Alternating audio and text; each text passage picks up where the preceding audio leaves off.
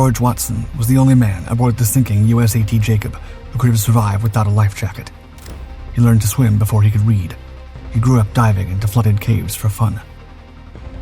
Now flames tore across the deck. His friend froze at the edge, terrified. He couldn't swim. Watson could keep the jacket and jump, or give it away, take his chances against the Pacific. He looked around at the men flailing helplessly in the water below, waiting for a miracle. Vest or no vest, Watson figured that would have to be him. He handed it over and jumped.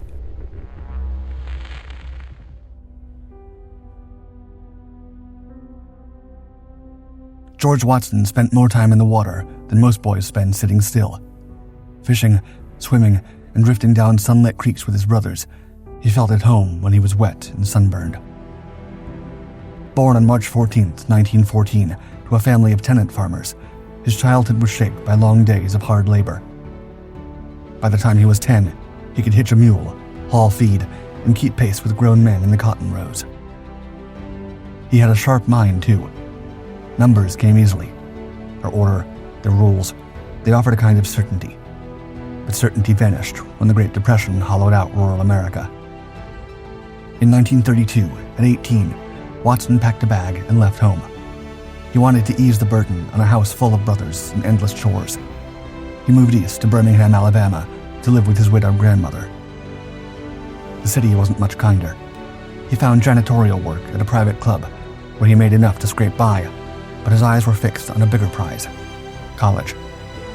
When a department store fire caused millions in damage, it spurned a push to expand the fire department. Watson saw his opening and applied. For 5 years, he rode the trucks, fighting flames and saving lives. Each paycheck, another step toward the education he dreamed of. By the fall of 1939, he'd saved enough to cover 2 full years of tuition at Colorado A&M, today Colorado State University in Fort Collins. When he set foot on campus, he felt momentum at last. For years, the dream had been distant, always out of reach. Then came Pearl Harbor, and the dream had to be put on hold. George Watson received his draft notice on September 1, 1942. The train east cuts through America's heartland, every mile carrying him closer to a war that's devouring men by the thousands. At Camp Lee, Virginia, Watson's nearly 30, ancient among boys barely old enough to shave. While they stumble through formations, he moves with mechanical precision, calculating angles, distances, and timing. The Army notices. Instead of handing him a rifle, they gave him something far more lethal, a responsibility for keeping other men alive. He'd been selected for the Quartermaster Corps, also stationed at Camp Lee. Watson had an engineer's brain, and he needed thinkers. Watson soon learned that logistics wasn't just about hauling crates. He realized that one miscalculation means soldiers starving in foxholes. One delayed convoy means fighter planes would be grounded without fuel. One routing error means entire battalions cut off behind enemy lines. His job demanded split-second timing, and now all those numbers he once loved had real weight. After months of instruction, George Watson received new orders. He was assigned to the 2nd Battalion of the 29th Quartermaster Regiment. On December 27th, USS Hermitage slid away from Newport News, carrying Watson, along with nearly 10,000 troops, packed into her belly like cargo. They passed through the Panama Canal and began the long journey across the Pacific. The ship's destination was Australia, a critical staging point for the Allied campaign against Japan. The Pacific theater stretched out over vast, hostile terrain, and Watson worked at the heart of it. Every supply ship crossing these waters runs a gauntlet of submarines. Every jungle airstrip dissolves into mud after one tropical storm. Every mountain road becomes a graveyard for trucks and the men who drive them. Some days meant blistered hands and no sleep.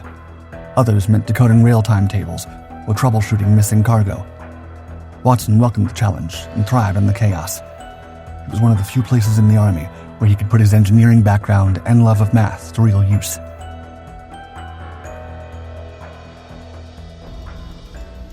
By late 1942, MacArthur's forces were clawing for every inch of the New Guinea green hell. Troops crouched in swamps that swallowed boots whole, picking leeches from their necks, while Japanese bullets shredded the canopy above. Ammunition ran so low that soldiers counted every round. Fuel trucks sat empty, while fighter planes rusted on makeshift strips. Rations had almost dwindled to nothing, announcing their early demise. Everything the front lines needed to survive lay hundreds of miles away, separated by mountains or enemy-infested waters. That's when Allied planners began staging a risky supply chain through Milne Bay. They called it Operation Lilliput. It involved no cruisers or convoys of steel giants. Instead, it focused on a lifeline of smaller vessels, threading through a 180-mile gauntlet to Oro Bay. Still, before Oro Bay could become a base, someone had to find a way in. Early runs used luggers and repurposed cargo craft, feeling their way through reefs under the cover of night or poor weather. However, improvisation could only go so far. To move heavier loads, they needed charts, channels, and guides. That mission fell to HMAS Paluma, a 45-ton survey ship once stationed at Thursday Island. Over the next 2 months, Paluma charted the waters from Milne Bay to Cape Nelson, landing shore teams, installing beacons, establishing radio posts, and guiding vessels by hand through the maze. By November, she'd cleared a channel deep enough for bigger ships to get through to Porlock Harbor. The Royal Australian Navy backed her up, sending in the Warrego, Stella, and Polaris to help push the route even farther. With supplies now reaching Oro Bay by sea, the next challenge was moving them inland. Australian troops, later joined by U.S. Army engineers, began carving a road through the jungle to Dobodura. It measured around 72 miles of thick, wet terrain, hacked out by hand and bulldozer. Until it was ready, jeeps crawled along crude trails, hauling what they could through the mud. One of the ships keeping this fragile supply line alive was the USAT Jacob, a steamship with a long, hard-earned history. She started out as a Dutch merchant vessel, but in March 1918, President Woodrow Wilson issued Proclamation 1436, allowing the government, under the right of Hungary, to seize Dutch ships in U.S. ports to support the Allied war effort. By the time she entered the Pacific Theater in World War II, she was a reliable, if unassuming, workhorse. She now hauled the machinery of war: troops, ammunition, fuel, everything needed to keep MacArthur's campaign alive. George Watson didn't know what to expect when he first stepped onto USAT Jacob in Brisbane. Pacific storms had tested every rivet in her hull. Fuel lines snaked between artillery pieces, lashed down with cables thick as a man's arm. The crew moved with the twitchy precision of men who knew they were heading into a combat zone. Prior to this, Watson had never trained for the open sea. As a bath and laundry specialist, his world had been boilers, wash basins, bleach powder, and the slow churn of industrial dryers. Now he found himself aboard a Dutch steamer, sailing through waters that doubled as enemy hunting grounds.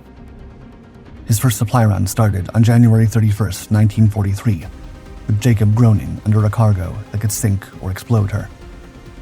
There was no time for laundry on a freighter packed to the rails with crates of food, drums of aviation fuel, ammunition, and even bulldozers lashed to the deck. Furthermore, Jacob had no washroom, nor a steady deck for that matter, as the Coral Sea hammered her hull like enemy artillery. That didn't mean Watson could stand idle. With vague orders such as stay out of the way and make yourself useful, he threw himself immediately into the work. He moved cargo in the choking heat below deck, sweat soaking through his uniform as he helped shift crates of rations and cans of fuel. He wrangled supply manifests in the hold, counted soap rations and surgical gauze, then rolled up his sleeves to swap the decks, slick with seawater and grease. When the galley needed hands, he was elbow deep in potatoes. When the winch jammed, he was hauling rope with the deck crew. No one cared what his specialty was. Out there, the only title that mattered was able-bodied. Each shudder of the engine drove home just how exposed he was. On deck, the tropical sun baked him like a heavy, damp blanket. Below, the air was even worse, stale, metallic, and stifling. Sleep came in brief, fitful bursts, clothes clinging with sweat, ears straining with the distant roar of approaching engines. The Japanese still ruled the skies in places. Soon, they found out there was no harbor waiting for them, just shallow waters, makeshift jetties, and half-built ramps covered in mud and rot. Crews used cargo nets, cranes, and brute strength to haul the gear onto smaller landing craft or directly into the surf, where Seabees and infantry would drag it inland. After a few months, once he'd grown accustomed to the routine, the gray sky pressed down on George Watson as he climbed aboard Jacob, surrounded by 165 others whose faces held the same mix of determination and quiet worry.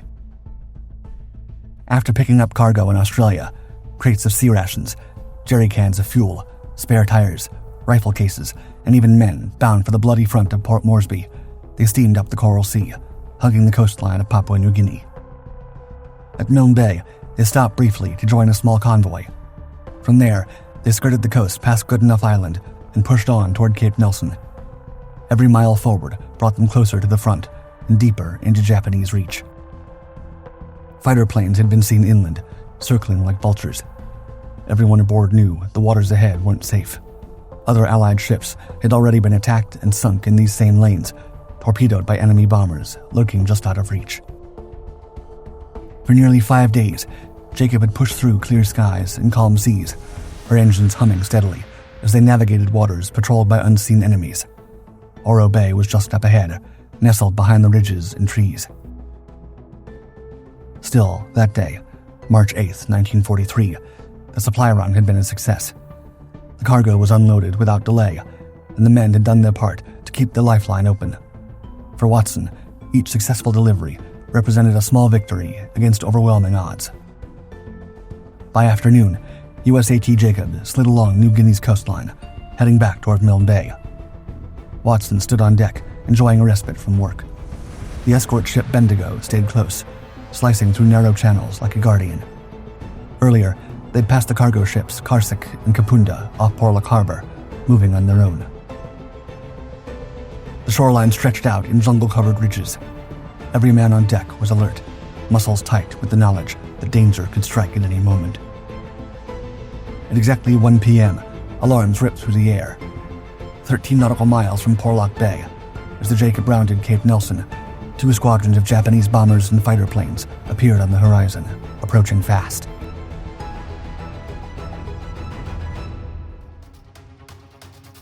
The ocean erupted with chaos. The bombers came diving out of the sky, engines howling as their shadows flickered across the waves. Zero fighters zipped alongside them, weaving between the ships and firing short, vicious bursts from their nose guns. They twisted and rolled, trying to break up the convoy and scatter the formation. Escort corvettes and sub-chasers opened fire immediately. Anti-aircraft cannons snapped and flared, sending glowing tracer rounds arcing into the sky. Flak shells burst around the attackers in quick, brutal flashes. The first wave of bombers was met with a wall of fire, forced to peel off or scatter. A few caught fire mid-dive, engines trailing flame as they spiraled into the sea. The defense had little time to regroup. Out of the smoke came a second wave, lower, faster, more determined. Bombs tore from the planes above, slamming into Jacob's deck with deafening force. The first struck near the bow, the next 2 landed just behind it. Each explosion ripped the deck apart, hurling men, cargo, and chunks of steel into the air. Shockwaves shuddered through the hull, rattling everything inside. The ship groaned as metal warped and rivets snapped.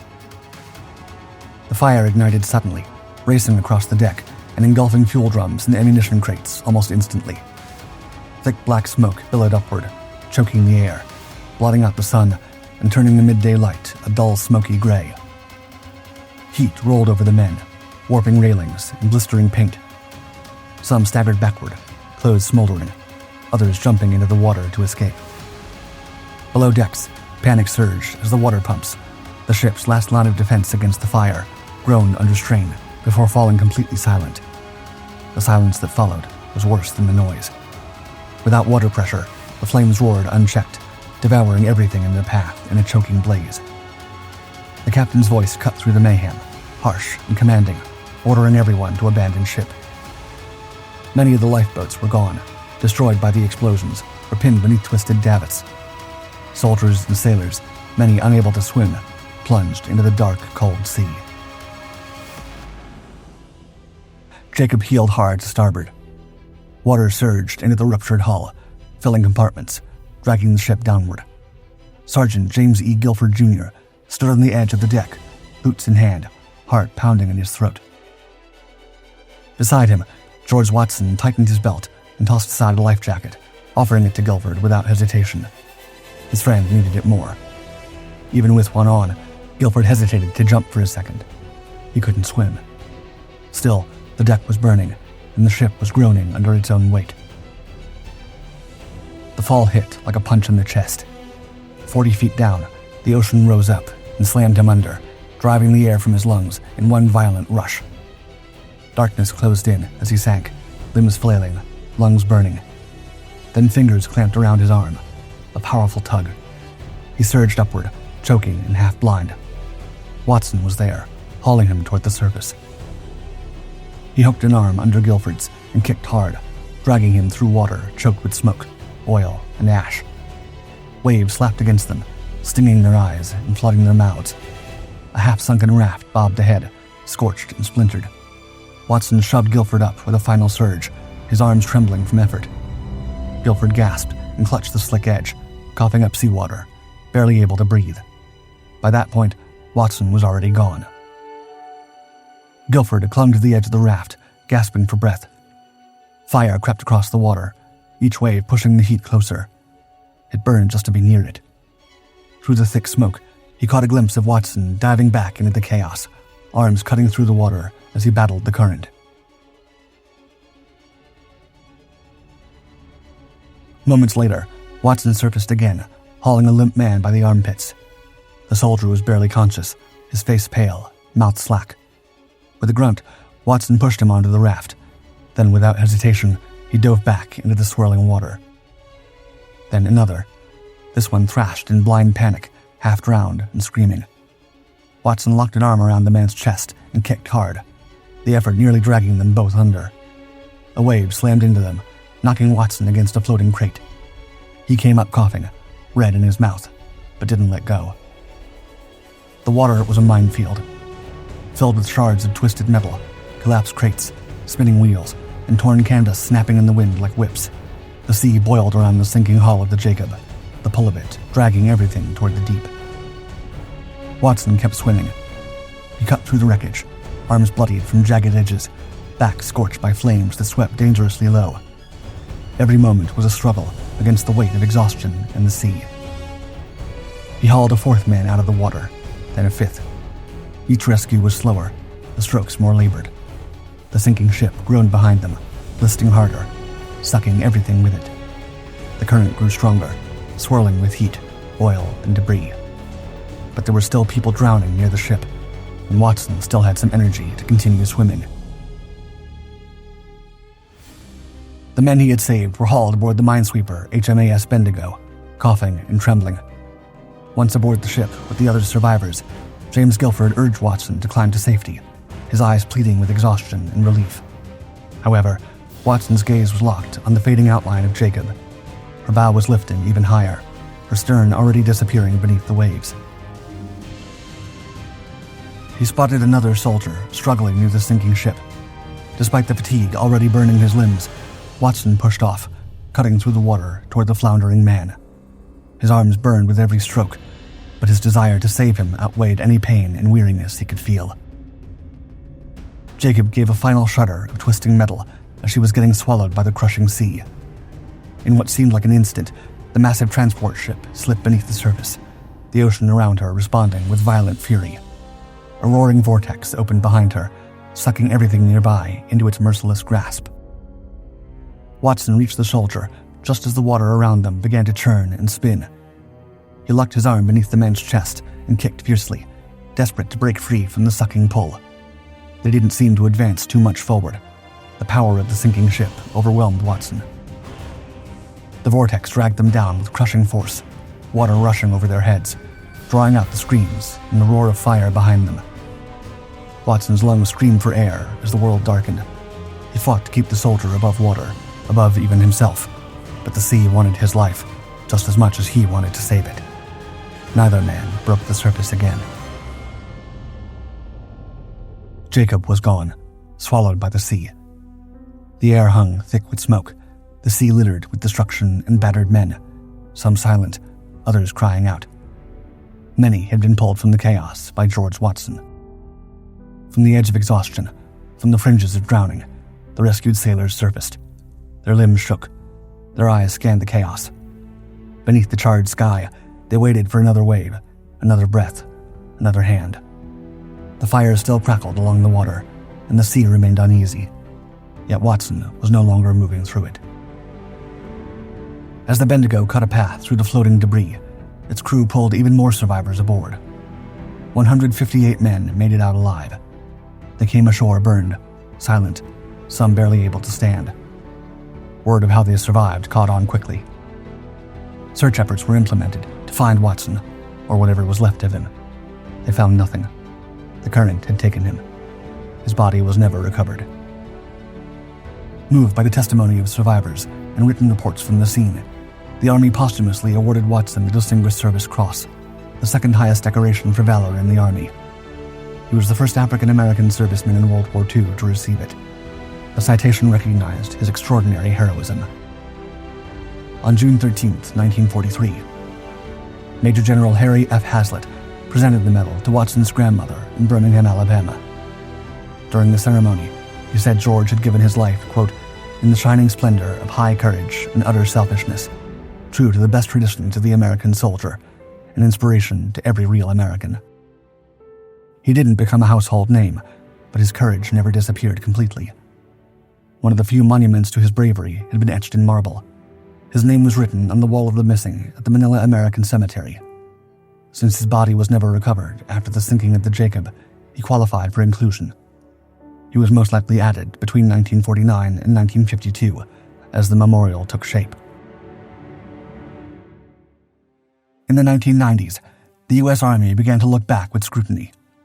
Spurred by congressional interest and the work of civil rights advocates, a sweeping review had been officially launched to investigate decades of racial disparity in the awarding of military honors, notably the Medal of Honor. Officially authorized by Congress in 1993 and carried out in collaboration with military historians and independent researchers, the investigation focused on World War II combat veterans whose acts of valor may have been ignored due to segregation and systemic neglect. Among the names uncovered from old files was Private George Watson. His case stood out at once. Working with researchers from Shaw University, the Army reopened his story. Records were pulled from storage. Action reports from March 8, 1943 were re-examined. Survivors of the Jacob, now elderly, were interviewed. Their memories, though aged, were vivid. A young man who kept diving back into chaos, pulling exhausted soldiers who couldn't swim towards safety. Investigators cross-checked accounts, built timelines, and even reconstructed parts of the sinking. The pattern was clear. Watson had turned away from his own survival to save others, over and over again. His actions far exceeded ordinary bravery.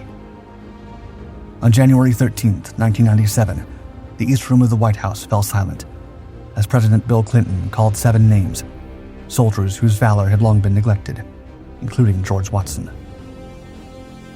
Clinton read the citation, praising Watson's extraordinary valor and devotion to his comrades. With no family alive to attend, Sergeant Major Gene C. McKinney accepted the medal on his behalf.